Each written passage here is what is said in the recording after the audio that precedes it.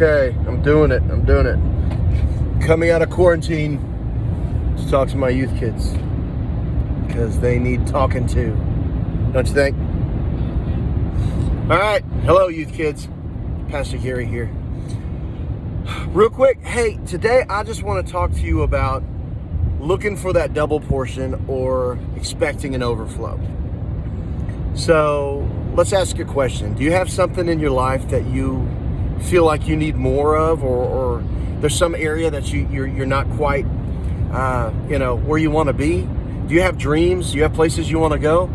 If you answered yes to any of that, then you are a normal person. If you answered no, well, you're probably still a normal person because people have different things they like. So anyway, I want to tell you a story about two guys in the Bible. One's name was Elijah and another one's name was Elisha. Don't mix them up. It's easy to do. I do it all the time. I might even do it today. Elijah was a prophet, and he was called by God to go around do so many amazing things all the time, everywhere, all day, all the time. He was doing these great things.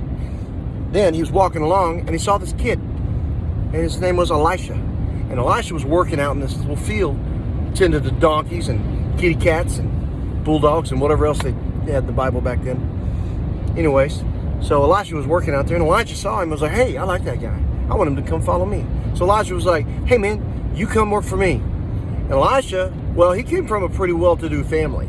So he was happy where he was. He was like, yeah, well, I've seen you. I know who you are. I know what you do. And I see that the favor of God is on you. So I think that possibly I might make the decision to follow you around. And so Elisha was smart and goes, you know what? I'll do that. And he said he'd do it because he knew he was going to be able to receive some of the blessing that this guy Elijah had because God put it on him. The favor of God. So he followed him around, watched him do all these crazy cool things, all these awesome things. And one day it was time for Elijah to go. And this big whirlwind was coming. And Elijah said to Elijah, all right, you take it over from here. Is anything you want? And Elisha was like, you know what?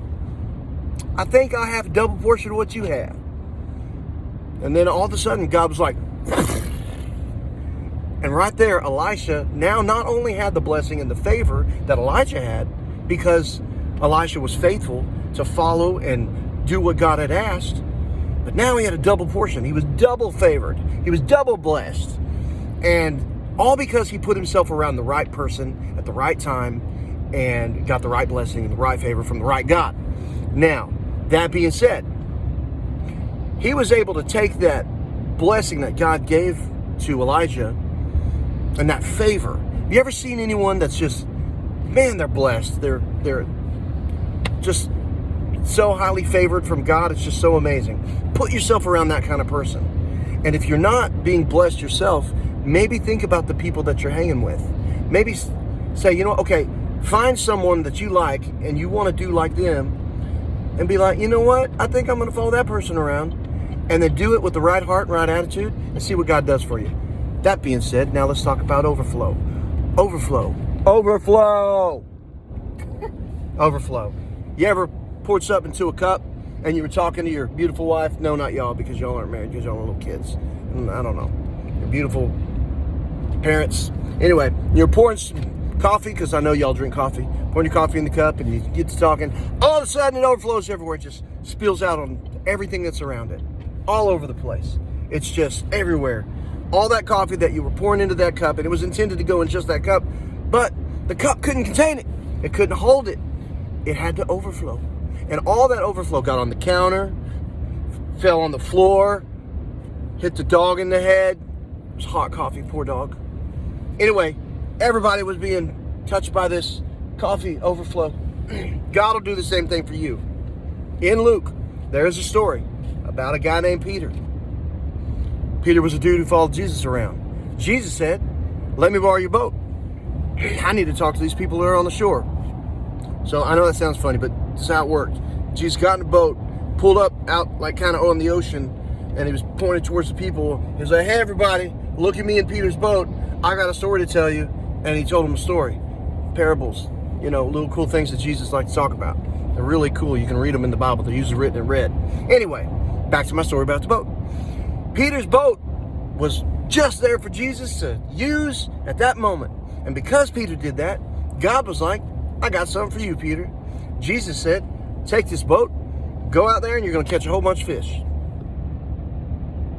And at that moment, Peter was like, I've been fishing all night, but I got a feeling that this is going to work out for me. So at that moment, Peter got in the boat, rowed the boat out into the water, cast his net out, and it says that there were so many fish that his nets were breaking that he had to call his friends. To come and help him out.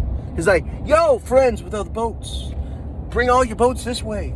I got lots of fish going around. I'd like to share it with you.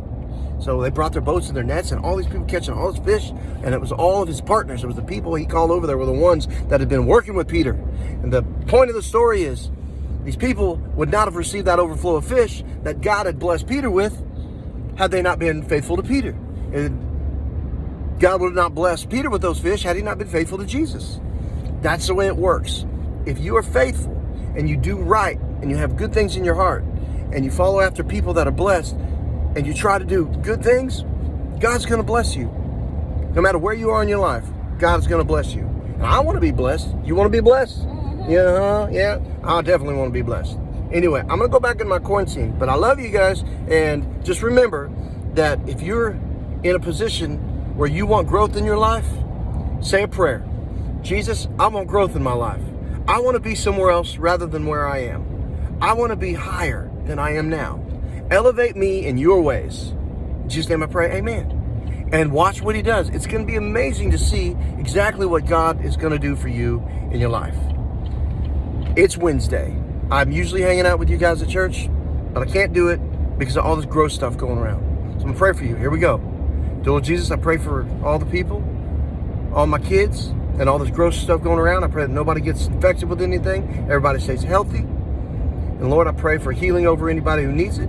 And I pray that you just make my children feel loved, my minions feel like they're important, and bring them back to church safely. Keep them safe where they are. Don't let them breathe on people. Make sure they wash their hands. In Jesus' name I pray. Amen. Adios.